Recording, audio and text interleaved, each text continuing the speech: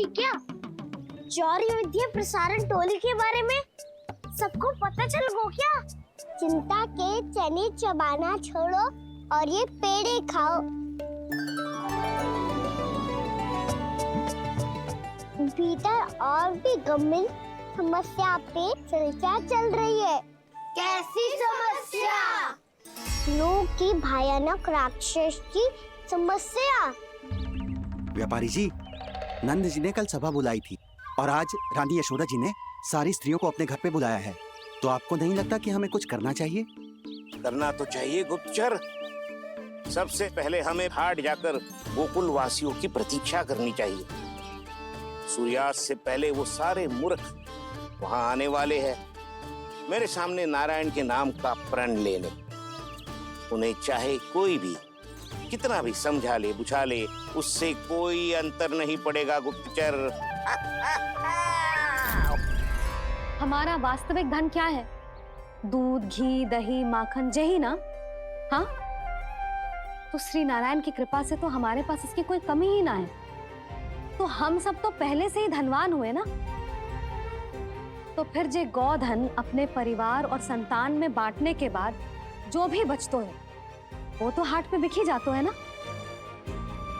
तो फिर मथुरा के किसी अपरिचित व्यापारी के साथ माथा फोड़ने की क्या आवश्यकता है?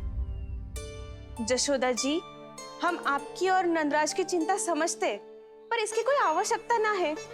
कुछ उल्टा सीधा नहीं करेंगे हम। विश्वास रखो जशोदा, हम जो कुछ करेंगे समझदारी से करेंगे। लोभ में आके कोई निर्णय नहीं लेंगे हम लोग, है ना? हाँ। अच्छा, अब चलती हूँ। बुलावे की सूचना पाके सब कार्य ऐसे ही छोड़कर आ गई थी।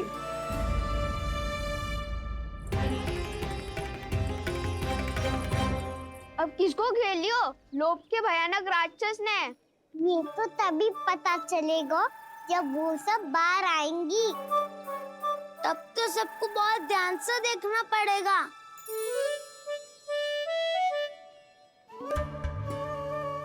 देखना तो पड़ेगा दाऊ, तभी तो पता चलेगा माखन चुराने किसके यहाँ जाना है। नाना,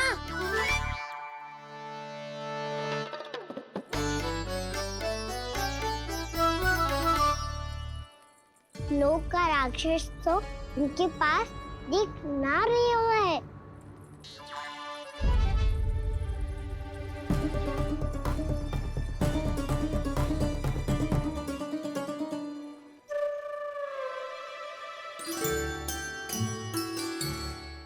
नारायण का बहुत बहुत धन्यवाद।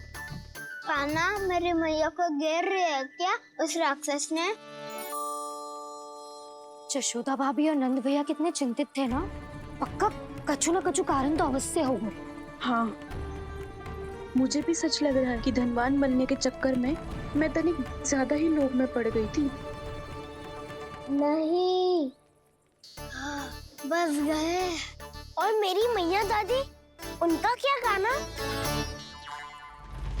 बहू, सुलक्षणा की जैसे ढेर सारा धन कमाने के चक्कर में लोभ में तो ना आ रहे ना हम। हे नारायण, बहुत कृपा है आपकी। लगता है लोभ का राक्षस किसी को अपनी चपेट में नहीं ले पाया। लेता भी कैसे दाऊ? मेरी मैया ने जो समझायो है। क्या लगता है यशोदा, इन्हें समझ आया होगा? आशा तो यही है, और अब भी ना समझी तो फिर तो नारायण भी ना समझा सकते। हम सब मिलेंगे दोपहर में।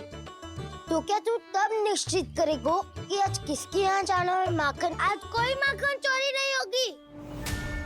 क्षमा करना राव, भैया के का समझाने के बाद भी जिसके समझ में कछु ना आई हुई थी उसके घर चोरी तो करनी पड़ेगी आज।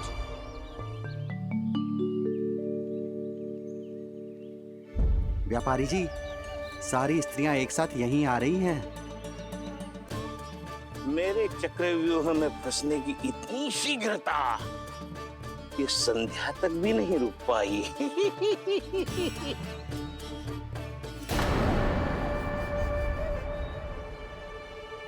पर ये आपके तरफ ध्यान क्यों नहीं दे रही हैं? लगता है गोकुल की रानी ने इनको पाठ पढ़ा ही दिया। अब आपको ही कुछ करना होगा व्यापारी जी। करूंगा, अपनी चाल सबसे अंत में चलूंगा, किंतु अभी उनके लिए एक घोषणा ही पर्याप्त होगी। तुमने सबको सूचित तो कर दिया है ना कि सबको अग्रिम धनराशि मिलेगी, वो भी दूध, दही, माखन, घी बेचने के बाद नहीं, वो पहले ही मिला करेगी। वो भी केवल एक दिन की नहीं, पूरे सप्ताह की। मैं बिल्कुल सही कह रही थी। जशोदा जी और नंदराज व्यर्थ ही चिंता कर रहे थे। यदि व्यापारी जी के मन में कोई मैल होता तो जी अग्रिम धनराशि थोड़ी ना देते। बात तो तुम सही कह रही हो सुलक्षणा।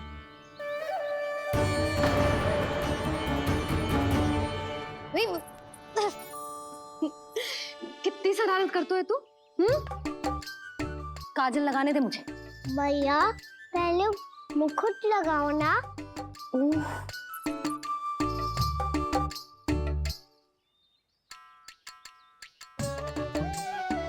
और मेरी मुन्नी। हाँ हाँ रुक जा, ले बस होगा प्रसन्न। भैया मैं ना चाहता मैं इसे फिर से भूल जाऊं, नहीं तो कड़ी धूप में इसे लेने वापस लौटना पड़ता है। चल अब बैठ जा, अब मुझे काजल लगाने दे लेना। भैया इतना सारा काजल मत लगाओ, छोटा सा बालक लगता हूँ मैं। आहा, नखरे तो देखो, इतना सज धज के तो तेरे बाबा भी ना जाते बाहर, दृष्टि लग जाएगी लल्ला।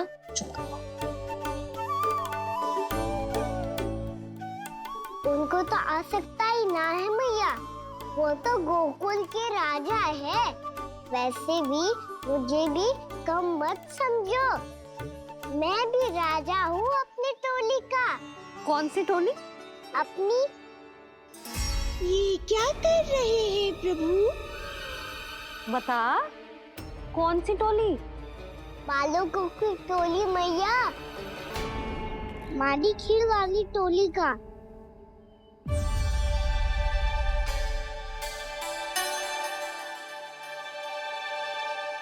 क्या हुआ जी? देखो जी, आप इतनी चिंता मत ही करो, आप गोकुल के राजा हो और जे बालकों की टोली का राजा है, तो मैं भी जसोदा हूँ, मैं कोई कम थोड़े ना हूँ, मैं भी गोकुल के स्त्रियों की रानी हूँ। मैंने सबको समझाओ है, सब समझ गई हैं। उपनंद भैया से बात करके आ रहा हूँ अभी। पता चलो है कि उस व्यापारी ने अग्रिम राशि का लोभ दिया है सबको। मुझे ना लगता तुम्हारे समझाने का कोई लाभ हो। अभी तो ये सब समझ के गई, बोल के भी गई कि अब उस व्यापारी के फेर में ना फंसेंगी। इतनी शीघ्र पलट गई, इन सब में अपनी बुद्धि ना है क्या?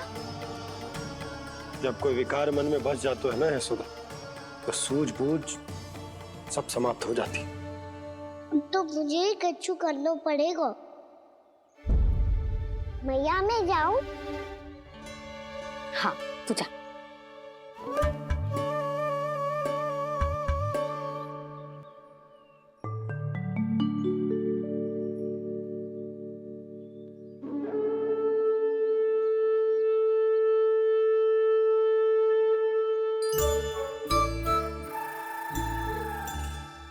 बहुत बड़ी समस्या हो गई है सखाओ।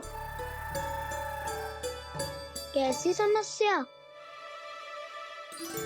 लोभ का भयानक राक्षस कहीं ना गए हो, वो अभी भी यही है। मुझे पता था, और इसका सबसे अधिक प्रभाव तो मेरी मैया और दादी पर ही हुआ है। तुम सच कह रहे हो उज्जवल? हाँ। अरे कछु ना बलदाऊ, जे बड़ बोला तो ऐसे ही बात करते रहेगा, बड़ा चढ़ा के। बड़ा चढ़ा के नहीं बोल रहा हूँ मैं। आज से घर पे दूध, दही, माखन, घी सिर्फ एक बार ही मिलेगा। पर क्यों? ताकि अधिक से अधिक दूध, दही, माखन, घी बचाकर उस व्यापारी को 2 गुना मूल्य पे बेचा जाए। इतने से तो काम ना चलेगा। उस सुलक्षणा से, और मैं तो कहूँ सुलक्षणा से ही क्यों, पूरे गोकुल में सबसे अधिक धनवान बनना है तो तो और माखन जमा करना पड़ेगा। हाँ हाँ मैया, लाओ मैं इसे ऊपर रख देती हूँ। चोरी चुपके से खा तो ना जाएगी ना, तेरी घबराहट बता रही है कि घर से निकलने से पहले तूने थोड़ो माखन तो खायो है। सच्ची बोल। ना ना मैया, मैं क्यों माखन खाऊंगी? मैं भी तेरी मैया हूँ लाली, माप के रखो तो मैंने।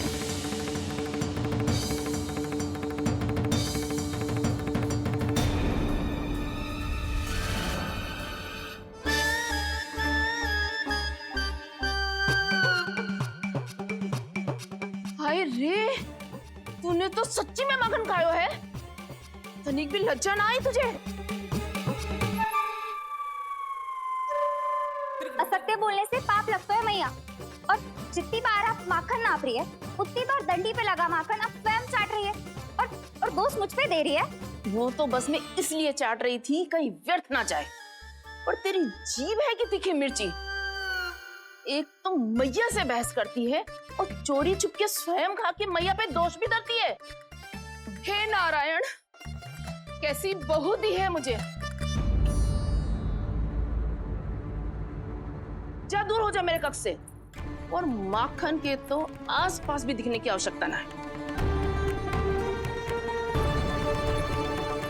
इस चटोरी को तो कोई भरोसा ना है। माखन को तो सुरक्षित स्थान पर रखना पड़ेगा।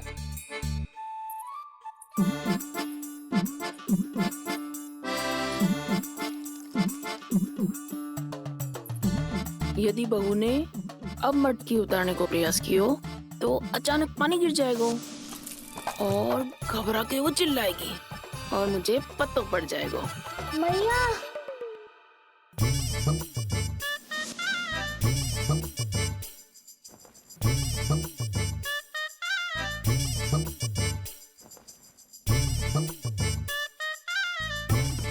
ये माखन तो मैं किसी को छूने भी ना दूंगी, तभी तो बनूंगी धनवान, बहुत धनवान। मैया माखन बेचने कहीं अकेली ना निकल जाए। ये तो पता भी ना चलने देगी कि कितना धन मिलो है।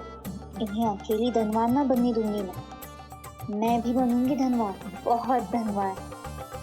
पहले तो जब चाहे तब भरपूर माखन खा सकता था, पर अब दोनों तो ऐसे संभाल के रखती हैं कि जैसे माखन की मटकी ना स्वप्न का कलश हो। मेरे यहाँ भी ऐसा ही हो रहा है।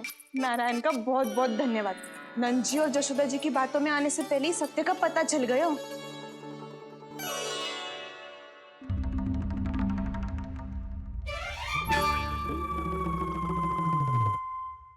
ये इतना सारा माखन।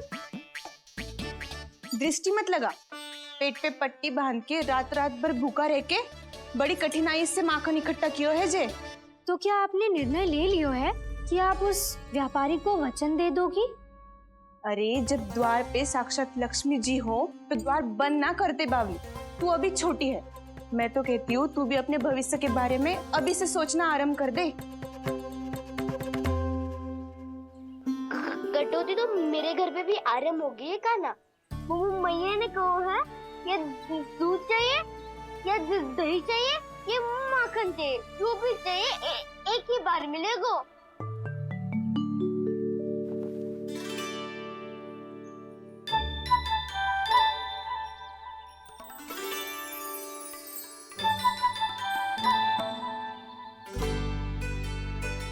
तब हमारी टोली को ही कुछ करना पड़ेगा।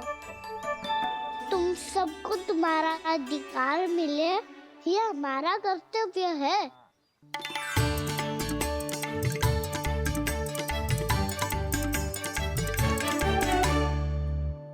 अब हम कछु ना कर सकते यशोदा। यदि अब मैंने उन्हें रोको तो उन्हें लगेगा कि मैं उनसे उनकी उन्नति का अधिकार छीन लूं। दूध दही माखन पे सबसे पहला अधिकार बच्चों का होता है, फिर घर के बालकों का, और ये अधिकार हमें दिलाना चाहिए, है ना दाऊ? मैं सब समझता हूँ कान्हा, तुम मुझसे इसलिए पूछ रहे हो ताकि तुम माखन चोरी की योजना बना सको, पर मैं तुम्हारा समर्थन नहीं करूँगा। पर दाऊ ना, पिछली बार तुमने ही कहा था ना कि हमने सहायता के लिए ही कर रहे हैं। लो, पाना महाराज भी आ गए हमारा साथ देने। आज कोई किसी का साथ नहीं देगा। आज कोई किसी का साथ नहीं देगा।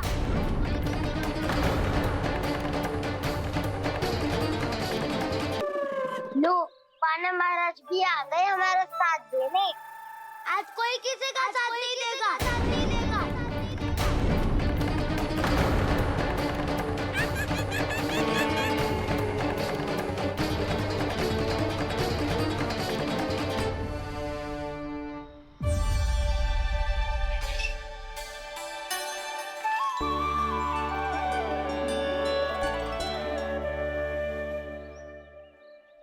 उस दिन इनकी भूख मिटाने में आपने साथ दिया था ना, सच तो है ये, उसी लिए धन्यवाद देने आए हैं। इस कंटक को अपना उपहार समझ लेना जाओ। तब तो वानर महाराज को धन्यवाद और ये उपहार तुम्हें देना चाहिए का ना। और हाँ, इससे मेरा निर्णय नहीं बदलेगा। आप नए मित्रों की सहायता कर सकते हो, अपनी पुरानी मित्रों की सहायता ना करोगे दाऊ। तुम सत्यवादी हो, सत्य कहो मधुमंगल, क्या करना चाहिए? अनैतिक कारण से चोरी करना अधर्म है, पर बात किसी के अधिकार की हो तो चुप रहना भी उचित ना है। ठीक है, मैं तुम सबके साथ हूँ।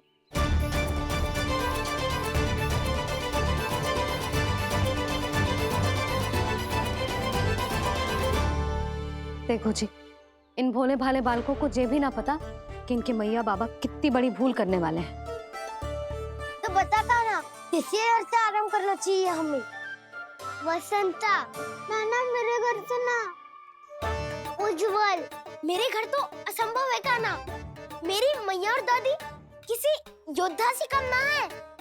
आग गड़ा के दिन रात सुरक्षा करती है मटकी की।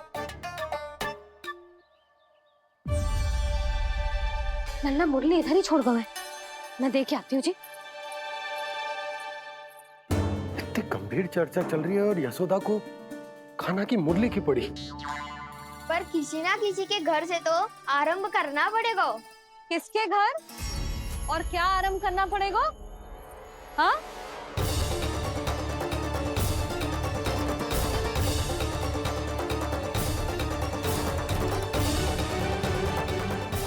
बोल मधुमंगल।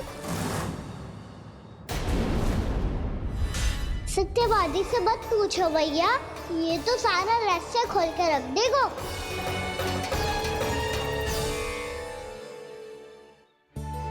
भैया ये देखो कंठ, वानर महाराज जाने कहाँ से ले आए इसे।